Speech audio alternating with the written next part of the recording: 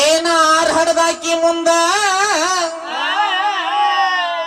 more ಹಡದಾಕೇನ ಮುರ್ಕ ಮಾಡಿದ್ಲಂತ ಜಗ್ಗಿ ಹಡದಿ ಬನ್ನಿ ಆರ ಹೆಚ್ಚಿಗೆ ಆಗಿರ್ಬೇಕು ನಿನ್ಗೆ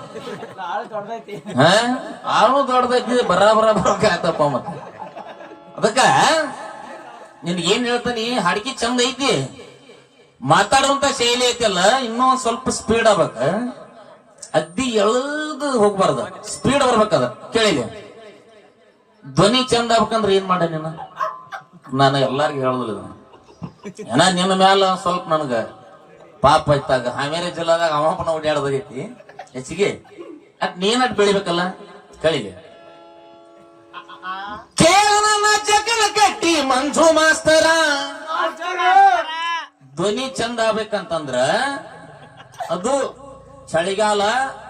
ಬೇಸಿಗೆ ಕಾಲ ಬಿಡ